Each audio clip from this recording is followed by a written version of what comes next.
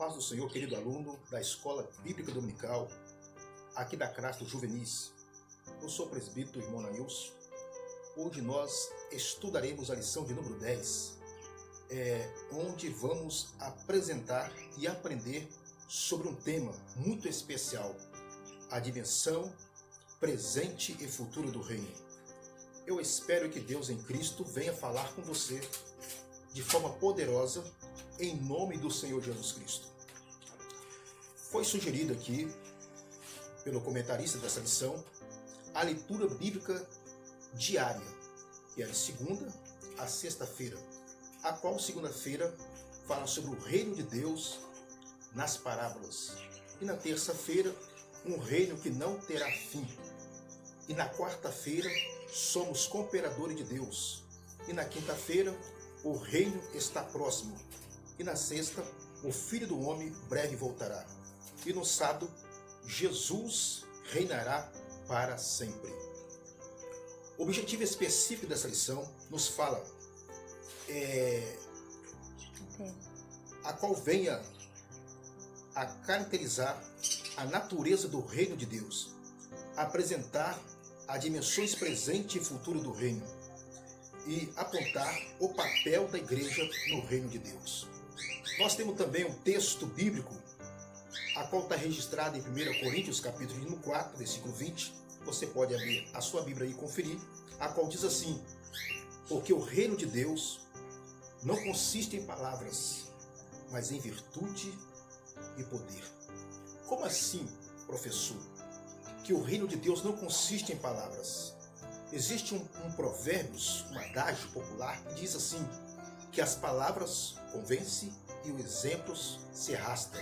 Então, o que vem a ser a virtude? A virtude são aquelas coisas que sobressaem sobre a vida do ser humano. São as boas qualidades. Então, o reino de Deus, na vida do crente, tem que sobressair as boas virtudes, não só de palavras. Prosseguindo aqui, nós temos a leitura bíblica em classe, que está registrada em Mateus, capítulo de número 10, versículo de número 8 ao 15.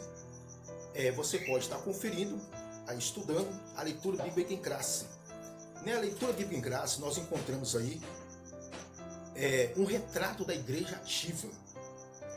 Nós sabemos, irmãos, que a igreja do Senhor, ela é dinâmica, ela não é estática, ela tem que estar sempre em atividade. A introdução, ela diz assim, estarei lendo aqui a introdução da nossa lição, muito importante também.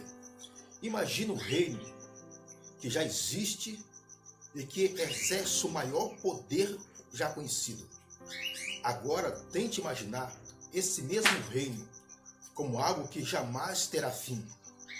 É muito pelo contrário, que triunfará por toda a eternidade. Impressionante, né? Este reino existe de verdade. E você, ao aceitar o Senhor de Cristo, faz parte dele. Estamos, irmãos, nesta lição, você é convidado a conhecer melhor as duas dimensões desse reino, presente e futuro. E como a igreja vive intensamente essa verdade. Aqui nessa introdução, irmãos, dá para nós termos uma noção de tudo que será comentado aqui nesta revista. A introdução, ela refere para nós, irmãos, o papel da igreja. A igreja do Senhor, irmãos, ela tem um papel muito preponderante do reino de Deus. E nós vemos aqui também a igreja como corpo de Cristo. E friso aqui também, irmãos, qual é a postura nossa em relação, se tratando de igreja? Qual é a postura enquanto igreja? Eu sou igreja, você também é igreja. Qual é a nossa postura em relação ao reino de Deus?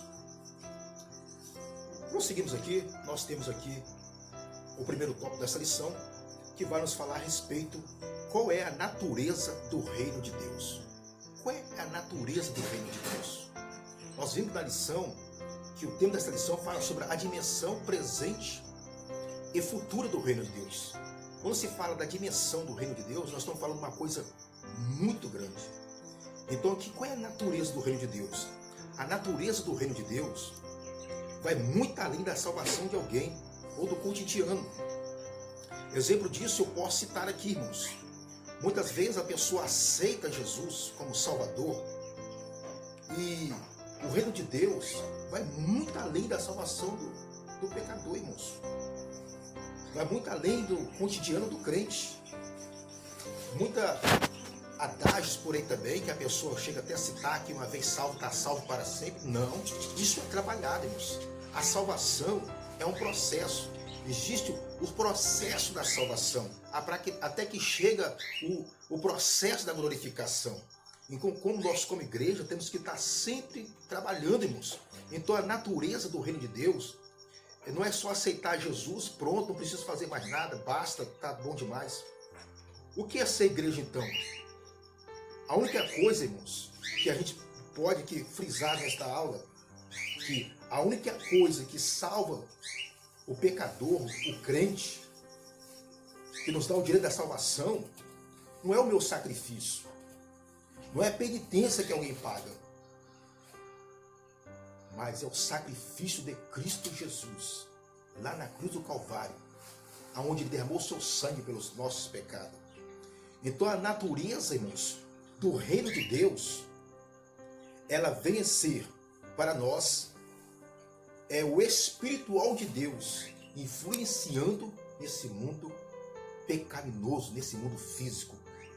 Então nós, como natureza, nós como igreja do Senhor, temos que estar enxertados nessa oliveira verdadeira que é Jesus Cristo. Então a natureza, segundo aqui o primeiro tópico dessa lição, qual é a natureza do reino de Deus? Ela não vem com essa aparência exterior que nós vemos aí. A natureza do reino de Deus é uma santidade. Então não tem como nós acharmos ou pensarmos que o reino de Deus ele vem com esse tipo que outrora, no passado, as pessoas até mesmo assim pensavam como que seria o reino de Deus. O reino de Deus ele não vem como no tempo de Jesus, nos tempos romanos. Ele esperava a natureza do reino de Deus, que Jesus viesse, na verdade, um berço de ouro. Jesus veio numa manjedoura, irmão. Ele veio sentado no jumentinho. A simplicidade do reino de Deus. Então aqui o comentarista dessa lição, ela sugere para nós também mais um tópico. Que o reino de Deus no tempo presente.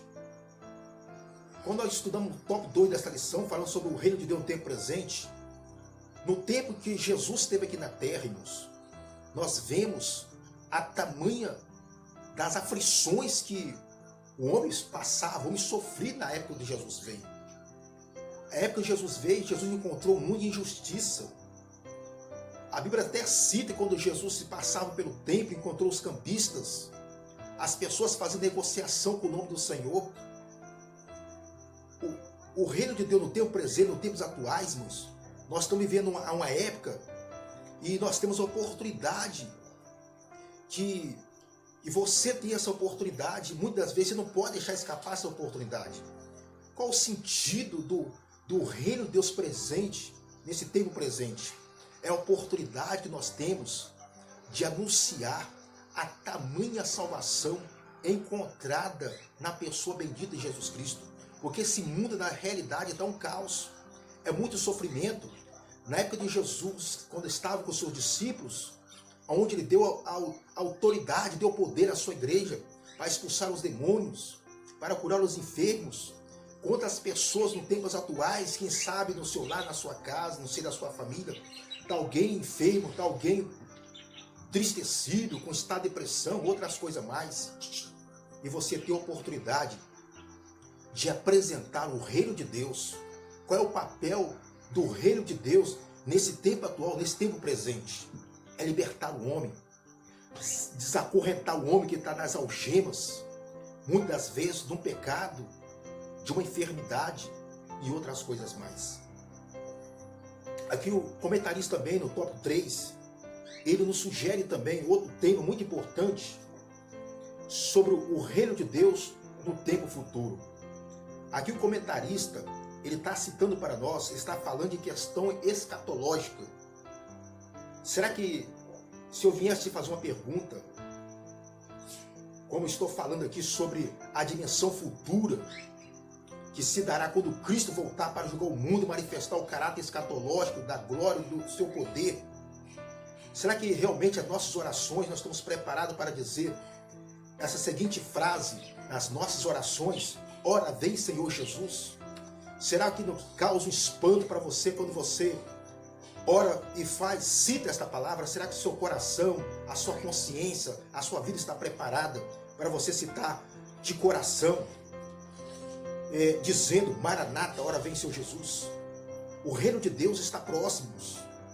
Nós estamos vivendo os tempos finais da igreja do Senhor aqui na face da terra. Nós estamos estudando aqui o reino de Deus no tempo presente e o reino de Deus no tempo futuro. O reino de Deus no tempo futuro vai manifestar para nós, para a igreja do Senhor, que Ele revelou esse segredo aos seus pequeninos.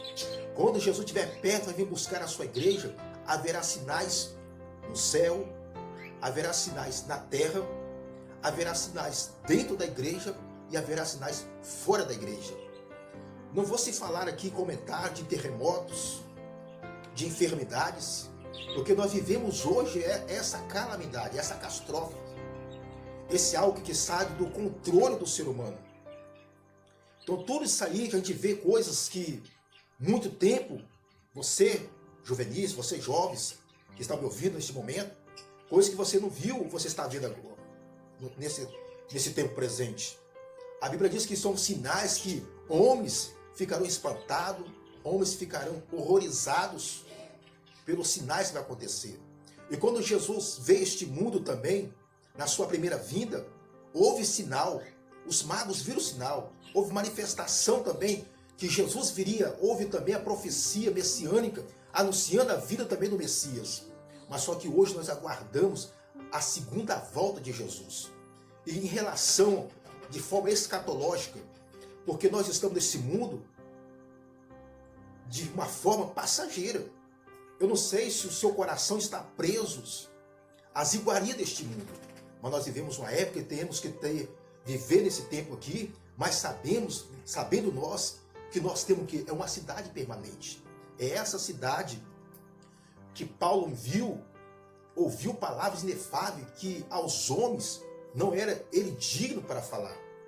Então o comentarista ele aborda esse assunto para nós aqui, para despertar essa chama no meu coração, no seu coração, meu jovem adolescente, você que está me ouvindo, o papai e mamãe, vários professores nesta manhã, nesse momento, que você possa absorver com essa oportunidade que Deus te confere, te concede, para que você possa anunciar para este mundo aí, que está vivendo um caos de temor, de um plano que Deus, um dia na sua eternidade, traçou para a humanidade. Nas nossas próprias forças, nós não conseguimos nos salvar. Eu já disse aqui, já frisei, porque o único nome a qual nós devemos ser salvos é o nome de Jesus Cristo. A esse sim, Ele é o nosso mediador entre Deus e o homem. E para que você seja salvo em Cristo Jesus, você precisa ter uma coisa, é chamado um passaporte. Esse passaporte, quando você chega na cidade, você precisa de uma legalidade para entrar nesse país. Então o único passaporte que você pode adquirir é em vida. Essa oportunidade Deus está te concedendo hoje, para você fazer parte de uma igreja gloriosa que está se findando os seus dias na face da terra. Aqui no quarto ponto dessa lição, o comentarista ele cita a igreja, uma expressão atual do reino de Deus. Então a igreja ela é uma expressão atual do reino de Deus. Será que hoje eu poderia te fazer essa pergunta? Será nós como igreja do Senhor estamos fazendo a diferença? Será que eu como indivíduo, você como indivíduo, tem influenciado este mundo ou tem deixado o mundo de influenciar a sua vida? Eu disse tempos atrás que aquela menina, quando estava na companhia daquele homem chamado Naamã era um homem leproso. E a lepra de Naamã não contaminou, não contagiou aquela menina. Mas a fé daquela menina contagiou Naamã ao ponto de ser ter a salvação, na verdade, a cura da sua lepra.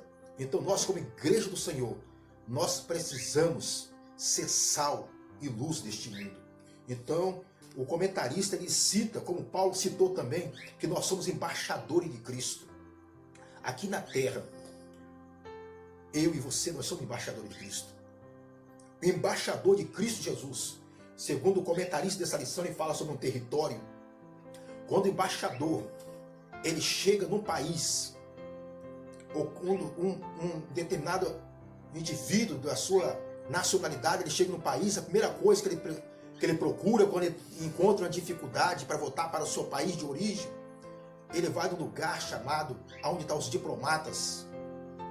E quando ele chega lá, conversa com diplomatas, ele conversa ali na embaixada do seu país, ele consegue o quê? Recurso, ele consegue ali orientação, meios para retornar para o seu país. Então a igreja do Senhor, ele é um posto, é uma agência aqui na terra que lhe dará toda a credibilidade, credenciamento para você entrar numa pátria celestial.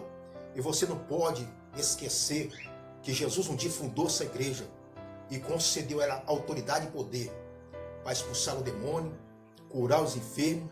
E você, querido aluno, que o Espírito Santo de Deus, ele possa assim te abençoar a sua vida e você possa aproveitar os momentos que o Senhor tem te dado e não perder essa oportunidade. E concluindo esta aula, o comentarista ele cita aqui de seguinte forma, concluindo esta lição, que o que significa fazer a diferença? Somos chamados para, enquanto igreja do Senhor, fazermos a vontade dele frente a um mundo que clama por socorro. Será que você, vendo esse mundo de injustiça e recebendo esse maravilhoso convite, será que você, o seu coração não arde uma pátria celestial que está reservado para mim e para você? Pense nisso. É a esperança da igreja um dia encontrar com Jesus. Precisamos mostrar para este mundo essa realidade. É tempo, e o tempo é chamado dessa realidade chamada agora. Não deixe passar esta oportunidade.